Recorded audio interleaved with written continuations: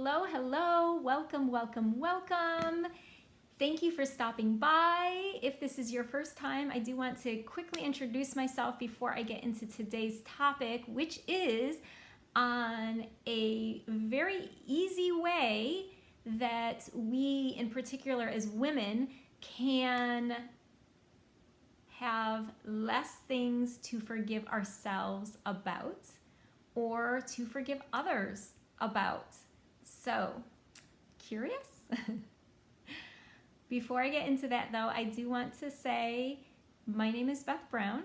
I am a breakthrough coach, and I'm so happy and thankful that you decided to spend a little bit of time today here with me. And what do I do as a breakthrough coach? I help women and men to elevate their lives after going through trauma or heartbreak so that they can have happier and healthier relationships and just enjoy their lives. So let's get into the topic about enjoying our life. And this is actually not the video I was thinking I was going to make today. I decided to make this video because Thursday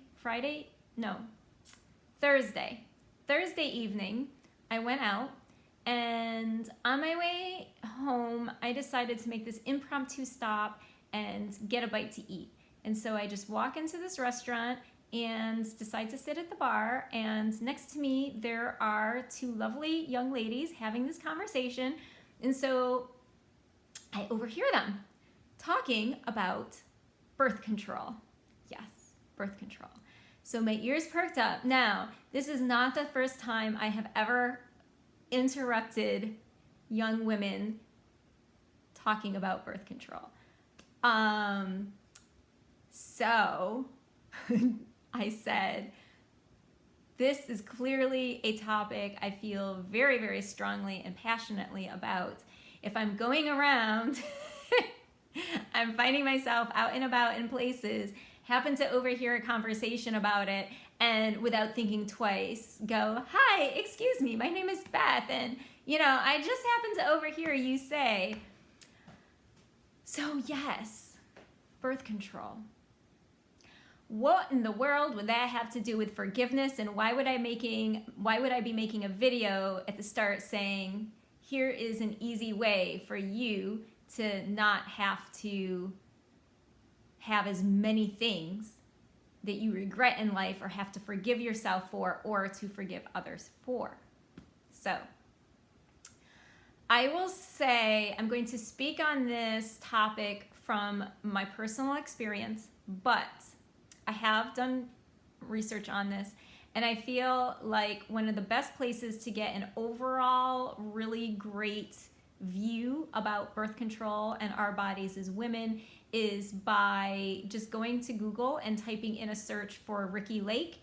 And I believe the title is The Business of Birth Control. But if you just type in Ricky Lake birth control documentary, you will see that it will pop up, and it's going to give you a lot of information. Information that I found very interesting, because when I was 22, when I was 22 and a little bit 23, I was gaslit by my gynecologist. Yes. And so everything that I went through and experienced, it was so interesting to see in her documentary. And I've read other articles. So let's get into this. What happened with me and birth control? Okay. So it is something that affects our bodies because it's going to block hormones, certain hormones, or it's going to alter things hormonally in our bodies so that we don't get pregnant. Or a emergency type birth control pill, such as like Plan B, which is, there may be other ones, but Plan B is the one that I'm most familiar with because I've also used it before. That also is an incredibly large dose of hormones that gets put into our bodies. So the first thing we want to do as women is think about tradition, okay? Birth control is a fairly new tradition. Using emergency contraceptives is also a fairly new tradition, in the sense that it's being used today, like chemically and so mass marketed. So it does say in the Bible that my people perish for lack of knowledge. And a lot of times what we do is we just think, oh, well, this is the thing to do now. That's what I did. So when I graduated college, I said, okay, I've got a job. This job pays me health insurance. I'm dating someone. I think the thing to do is use my new health insurance policy to make a visit to the gynecologist and get some birth control. Did I research it? No. Did I do any thinking about what playing around with my hormones was going to do? No. Nothing. Zero. I just thought it was the thing to do. So that's what I did. Now, let's start with the guy, okay? So the guy that I was dating, it was like very like new dating, like not even officially dating. We had just gone out on some dates. And I thought he was a nice guy. He was okay. And that's how I felt about him, was like, you're okay. When I went on the pill, when I went on the birth control, because that's what I decided to choose, was what I thought you were supposed to do if you didn't want to get pregnant. So I went on the pill, and I said, now I just don't have to worry about getting pregnant. And interestingly, I didn't really think about it at the time, but as I went on the pill, like by like a month or so, I liked this guy a lot better. But I didn't think about it really at all, what that might mean. I guess I thought it meant maybe that, you know, as I was getting to know him better, I was liking him more, which is something that is normal, right? As we get to know our friends and family members and our life partners, for those people who are married, or, you know, as we get to know people better, we tend to either like them better or like them less. But so I noticed that the relationship was progressing, right? It was going fine. Except that I myself didn't really feel fine. A few months into it, I started feeling like I was also numb. I started feeling a little bit dead inside, I guess is how I would describe it. I just didn't feel alive. I felt flat. And that is not me. I am quite a bundle of energy, okay? That would be one way to describe me. So this went on for some more months, about 9 to be exact. I was on birth control about long enough to have a baby, except that I didn't have a baby, obviously. So anyway, I said, I don't really like this, and I'm feeling like I'm dragging, I'm tired, I just feel flat, I don't feel alive inside. So I went back to my gynecologist for my annual exam, and I was just like, oh, by the way, I'm not going to take the pill any longer. And she was like, oh, well, that's stupid. Okay, I don't remember her exact words. She didn't actually say that's stupid. But she was like, oh, you didn't give it enough time. You know, you should give it more time. You're giving up too easily. This isn't a really great decision for you. You say you don't want to get pregnant, and you're getting rid of your birth control. That doesn't make sense. But I did. And within probably about a month, I looked at that man and I was like, I don't like you anymore. And within that month I was starting, and by month 2 and 3, I was definitely like coming back to myself. I didn't feel so flat and comatose inside. I didn't feel like I was like this living, sleepwalking person walking around. And I was like, this man is talking about getting married. I'm talking with him about getting married. I don't want to marry this man. I don't like this man. This man is not my cup of tea. Not that there was anything wrong with him. There was absolutely zero wrong with him. He was a nice guy. He was not compatible with me, but he was a nice person. So anyway, what did I do? Well, I did a couple things. I cheated on him a couple times, but that's another story. Trying to figure myself out. I finally broke up with him. Now here is my question. What if I hadn't gone off the birth control? What if I had married him? So a couple years after this experience, so at this point I was then in my mid-20s, like so 25, 26. I read an article. I can't remember which magazine it was in. It was like Cosmopolitan or, yeah, it was probably Cosmopolitan. But it was like one of those types of magazines. And there was this article, and it was on why is the divorce rate for women so high?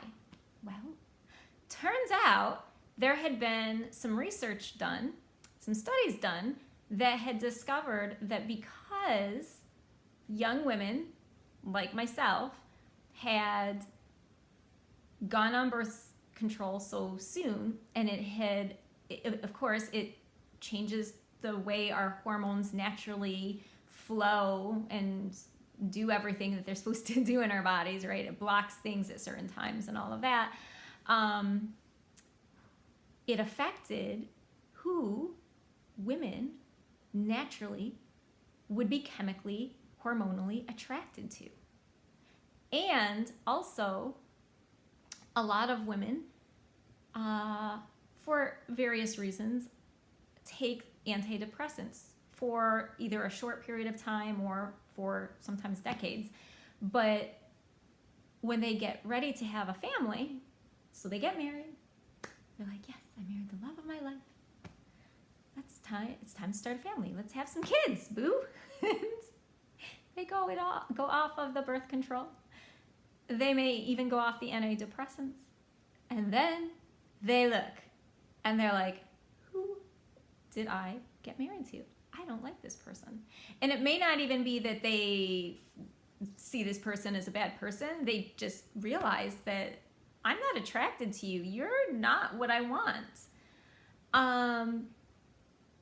And so it was so interesting to me because I was like, that's exactly what I tried to tell my gynecologist. That's exactly what I was feeling. And she told me I was wrong and I hadn't given enough chance.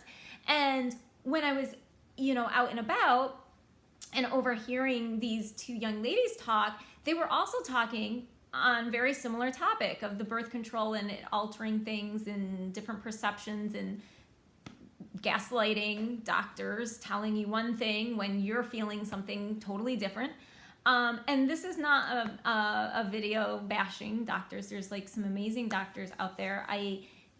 When I moved to New York, to Brooklyn, I had a gynecologist who was a man, and he was like amazing. He was the kindest doctor. He's retired now. But he was so kind. He was like gentle. He was never rough. And he never laughed at me. He never told me, oh, you're wrong for thinking this way. He was really great to talk to. Like, he would take me after the exam. He would have me come into his office. We'd sit down. We'd have like a nice professional conversation about next steps. I mean, he was amazing. So this is not a doctor bashing video. And this is also just to kind of cover myself, not a video of me saying, don't use birth control. My point is, don't just follow traditions. Don't just go ahead and do whatever you think it is that you're supposed to do next in order to prevent a pregnancy or in order to even conceive a pregnancy. Do research. Get in touch with, I'm not a fertility specialist. I'm speaking literally from my experience and then articles that I've read, and like I was sharing at the beginning, the Ricky Lake birth control documentary, where I feel like the information is really kind of all there, easy to get to in one spot. So I'm not advising anyone medically or anything, right, on what to put or not put into your body, but research it. Because if I had gone ahead, I did have to forgive myself for dating someone that I didn't really like. The man who I had been dating when I broke things off was really hurt. I remember him crying, right? He's fine now. He moved on and got a really nice wife who's suitable for him, I think. That's what I saw on a friend's Facebook page once. So I think he's fine. But what I'm saying is I gave him something that he had to forgive me for.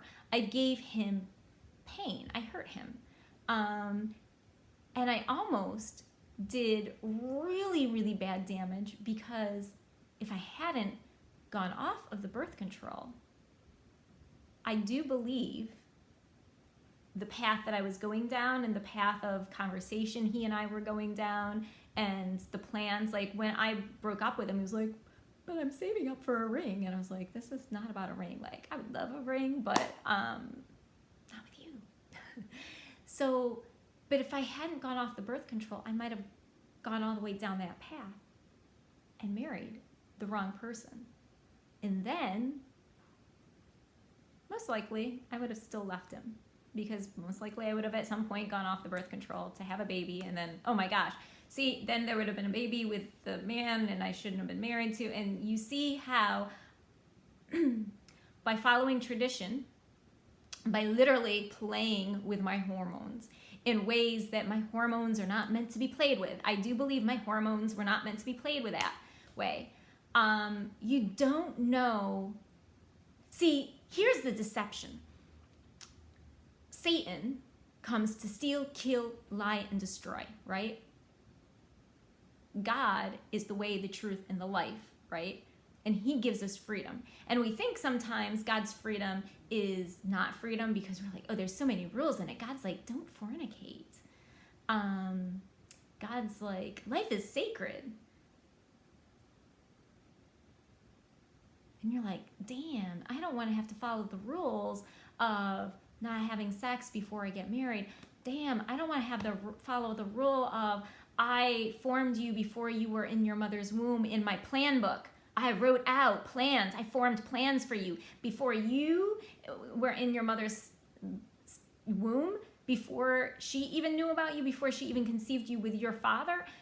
You, thousands and millions of years ago, were written down. Your plans were formed, right? So, right? That means that if I get pregnant, I shouldn't terminate that pregnancy, because there is a plan for that child, like a divine plan that's like above and beyond anything I as a mother, whether I want it to be or not. I'm getting a little bit off the topic. I think that's like a second video to make.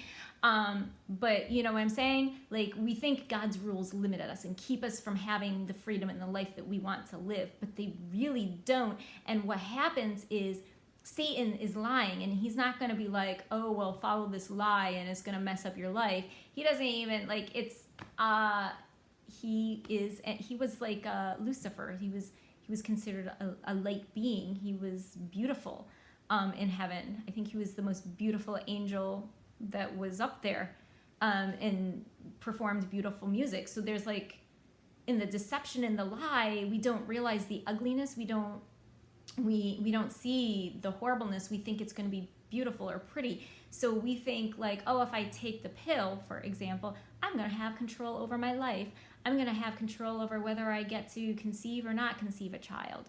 And the reality is, and we're like, there's freedom in that. I get freedom over my body. I would argue you're not free over your body, because when you are manipulating and you're blocking certain hormones and you're changing the way your body is designed to flow, the homeostasis, all of the like alignment and circulation and everything that's supposed to be going through our endocrine system, through our reproductive system, like monthly, going in, going out, right? All of that When it's blocked, it's not free. Our body is not free. And you don't realize it until you get off of this stuff, until you get off of the hormonal manipulation. Or one thing that I did later on in life was I decided to get an IUD because I was like, you know what? I don't really want to do any more hormonal manipulation. I'm done with that. That didn't work for me. Let me try a non-hormonal IUD. Well, it worked for a little bit, but what happened is it didn't work. Well, initially, right, I had an incident, and so I ran to the pharmacy the next day in the morning and like popped a couple of Plan B pills. Okay. I feel like sometimes that the marketing around Plan B and even like the abortion pill is like, you can just take a pill. Like it's Skittles. Maybe I'm misinterpreting it. If I'm misinterpreting the marketing and how it's being put out there, then my apologies. But it seems like these Plan B pills and like all these things are just, it's like a Skittle. Like you just take it, you don't have to worry anymore, you're good. It's not, because the Plan B is a huge dose of hormones, right? And it's going to adjust the progesterone level so that the progesterone that's keeping the fetus in place in the womb is going to drop, and then the lining and everything will weaken, and everything that's holding the baby in place in the womb is going to get weak, and then any accidental conceptions of anything will be, will go out. So when you're taking Plan B or you're taking an abortion pill, you're blocking things, you're changing things, and you're doing it in a very high dosage. So I took this Plan B pill, popped it like it was a piece of candy. I really did at this time. Didn't really think anything about it. Again, I was thinking it was the thing to do. And lo and behold, right after that, within a week, I had myself at my gynecologist, and this was in Brooklyn. And so this was like the really nice gynecologist. He was really nice. And he did everything that we talked about. It got the IUD in me and everything. And when I tell you my body was unhappy, it was unhappy for a good 3, maybe 5 months. It was just miserable. And then things got straightened out. But I gave my body so much at one time to try to handle. These things are not really told to you. And actually, I didn't even really... Did I tell him that I'd taken the Plan B before? I don't think I told him. I'm really trying to search back in my memory. I don't think I told him that I'd taken the Plan B pill before he did the IUD. I wonder if I had told him that, if maybe he would have recommended I wait a month. I don't know what he would have done. But anyway, I just did too much at one time. So, moving along, this was fine for years. It was just hanging out with me in my uterus. Kept me from getting pregnant. I will say that. Until I went through a crisis, which I talk a lot about on this platform and other platforms, where I went through an experience where when I ended a situationship with someone, his way of controlling it and getting back control was to force himself on me sexually, so rape, sexual assault. And then I followed that right up by trying to move right along and date a new man, and that of course didn't work, which resulted in heartbreak. And long story, here I am as a breakthrough coach now, coaching other women and men how to heal after trauma or heartbreak, but and with a massive effort on forgiveness.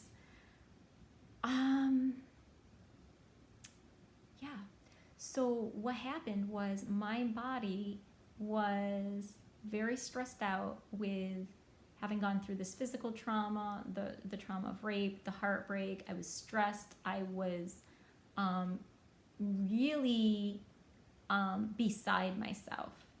I can't even describe how awful I was at that point. I was,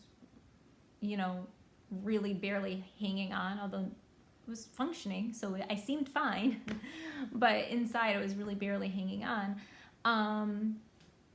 And so stress is not good for the body. And so I went to the doctor. I do remember feeling like uncomfortable, like there was something off with the IUD. I do remember feeling kind of uncomfortable with it. But I went to my annual exam and my pap smear came back as precancerous. And I was like, oh my God, on top of everything else. So in order to do the biopsy, the IUD had to be removed. And in that process of removing it, what was found was it had shifted, and it was like, so my body was so stressed out from all of the emotional trauma that I had gone through, all the spiritual trauma I had gone through, that my body was literally trying to push the IUD out. It shifted and it was irritating my cervix. It was just irritating me so much that my body was reading it as precancerous. As it turns out, there was nothing wrong with me. Thank God, right? Nothing wrong with me. Perfectly healthy. All tissue was good, and it was literally just the irritation from the IUD that was a result of the stress. All that to say, I haven't bothered with birth control since. I'm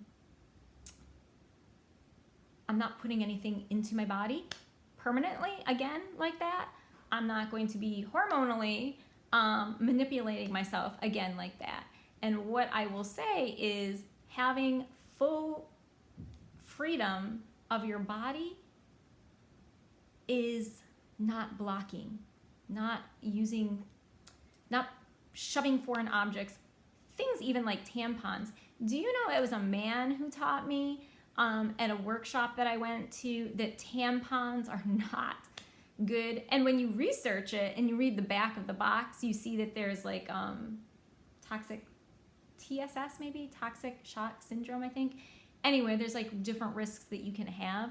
We're not meant to be shoving things inside of us. We're not meant to be shoving cotton inside of us, even if it's like the organic clean cotton versus like the other name brands that put in like chemical soaked cottony thing type things in.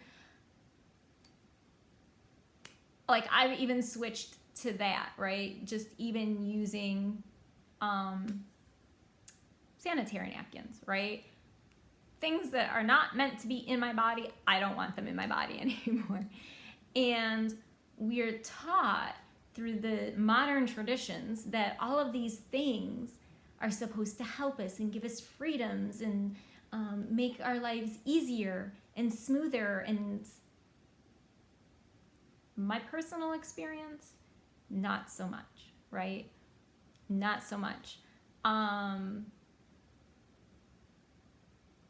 So again, everyone should make their best decisions. There are things out there that you can do that are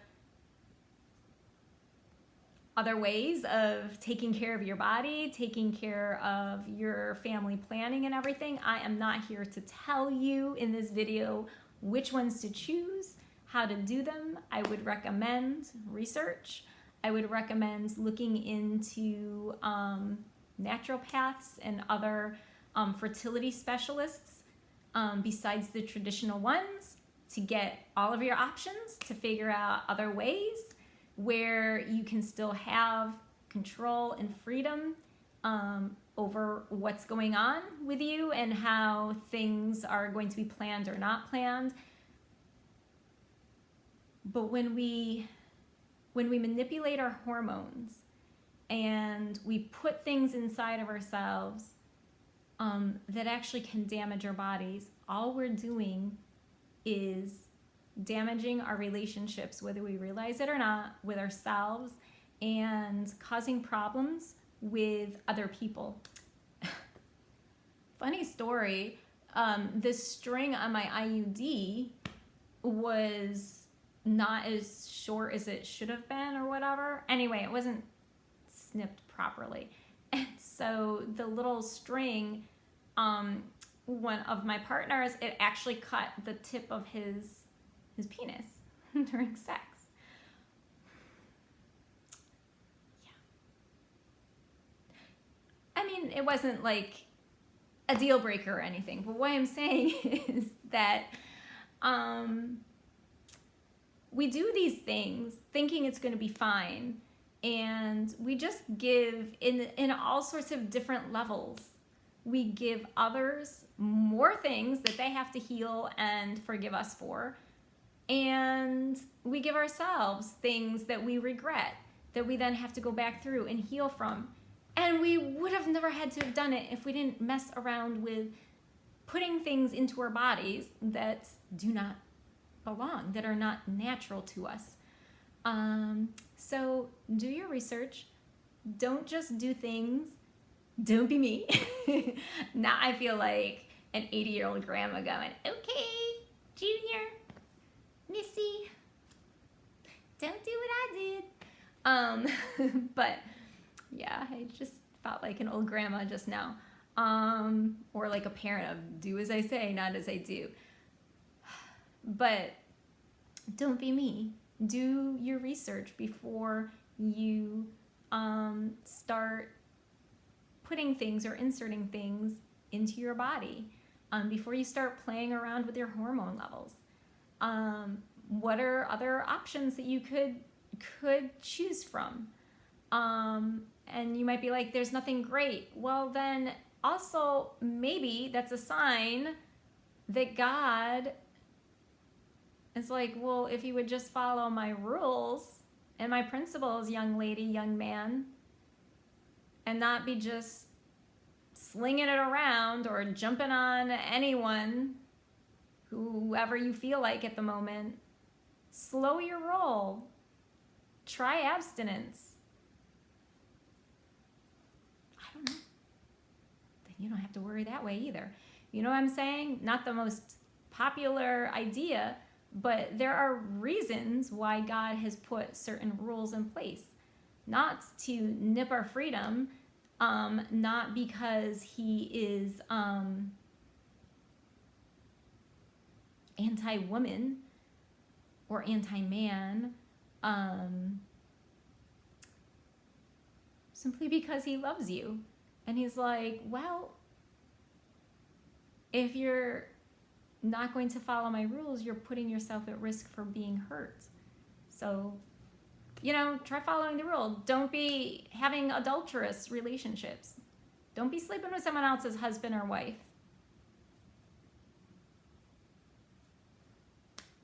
How hard is it? Is it really that good? Probably not.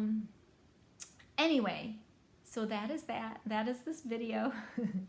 And that was what I wanted to share a little bit about, a way that you will not have to forgive yourself for as many things or someone else for as many things. You can cut down on unnecessary trauma or heartbreak simply by the choices you make on your hormones and what you're putting in your body on a daily basis. So that's that. And I am, of course, being that I am a breakthrough coach, and forgiveness is one of my key expertise areas, is in April of 2022, I published a 20-day forgiveness journal. We are about to be in April of 2024, which means the 20-day forgiveness journal is about ready to be 2 years old. Yay! I'm super excited.